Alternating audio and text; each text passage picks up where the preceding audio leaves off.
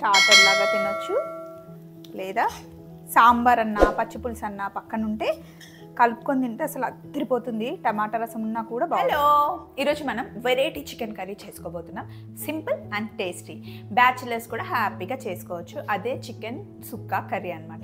Chicken sukka curry అనేది ఎక్కువగా Tamil Nadu side చేస్తూ ఉంటారండి. సాంబార్ పొడి ఉంటుంది కదా, అది వేసి చేస్తారనమాట. Super tasty. సాంబార్ పొడితో చికెన్ కర్రీయా అని డౌట్ వస్తుందా? నేను చేస్తాను చూడండి, ఇంట్లో ట్రై చేయండి, చాలా బాగుంటుంది. ఫస్ట్ సింపుల్ ప్రాసెస్ అండి. కొంచెం నూనె ఎక్కువ వేసుకోవాలి. ఇప్పుడు ఇందులో చికెన్ పీసెస్, నేను ఒక అరకిలో చికెన్ వేస్తున్నాను. చికెన్ని జస్ట్ వాష్ చేసి ఇందులో వేసేసుకోండి నూనెలో. చికెన్ వేసి ఇందులో కాస్త పసుపు వేయండి, కొద్దిగా ఉప్పు, మళ్ళీ కొంచెం కర్రీలో వేసుకుందాం. ఇప్పుడు కొంచెమే ఉప్పు వేసాను. నూనెలో చికెన్ని వేయించండి. ఫస్ట్ ఒక 80% చికెన్ నూనెలో వేగిపోవాలి. ఉప్పు పసుపు అంతే, ఏం వేయకండి.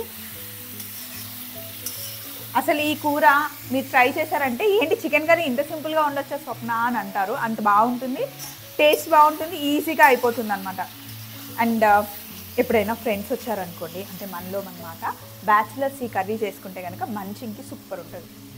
అప్పుడప్పుడు నేను మా హస్బెండ్ వాళ్ళ ఫ్రెండ్స్ వాళ్ళు వచ్చినప్పుడు ఈజీగా చేసిస్తాను అనమాట, బాగుంటుంది. ఇలా జస్ట్ కలుపుతూ వేయించుకోవాలన్నమాట. ఇక్కడ చికెన్ వేగుతూ ఉంది కదా, కొంచెం మంట చిన్నగా చేసి మిగతా ప్రాసెస్ చూపిస్తాను.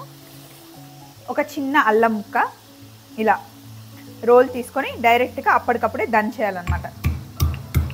తర్వాత కొంచెం వెల్లుల్లి, ఆల్రెడీ ఒలిచి పెట్టుకున్న వెల్లుల్లి ఉన్నాయి, వాటిని కూడా ఇందులో వేసి జస్ట్ కచ్చాపచ్చాగా దంచండి.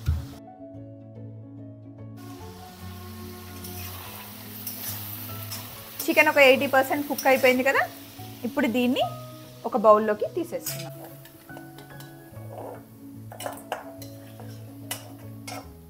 ఇలా ఫ్రై చేసుకున్న చికెన్ని ఒక బౌల్లోకి తీసేసుకోండి.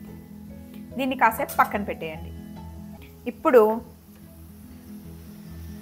ఈ ముందు మనం చేసుకున్న నూనె ఉంది కదా, ఫ్రై చేసుకున్న నూనె, ఆ ఆయిల్లో ఒక 4 లవంగాలు, కొద్దిగా సాజీరా, దాల్చిన చెక్క, యాలకులు, మరాఠీ మొగ్గ ఉంటే వేసుకోండి. ఇందాక దంచుకున్నాం కదా కచ్చాపచ్చాగా, అల్లం వెల్లుల్లి వేసేయండి.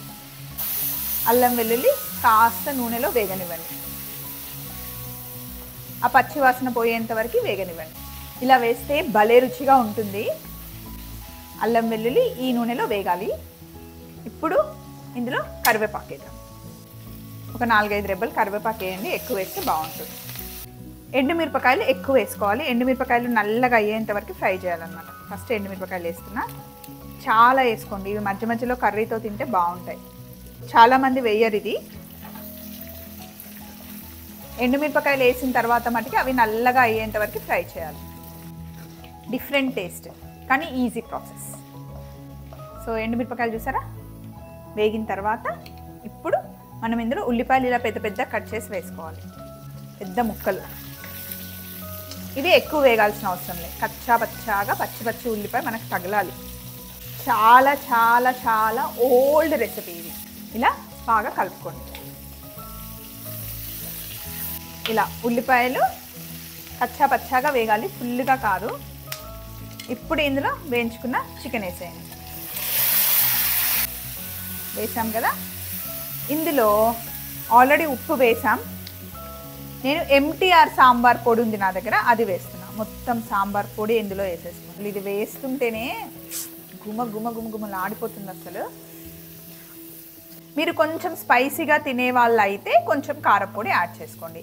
కావాలి అంటే కొంచెం లైట్ గరం మసాలా కూడా యాడ్ చేసుకోవచ్చు. నేనైతే సూపర్ స్పైసీ తింటా, మీకు తెలుసు కదా, అందుకే కొంచెం కారం యాడ్ చేస్తున్నా. మైల్డ్గా తినే వాళ్ళకి అసలు కారమే అవసరం లేదండి.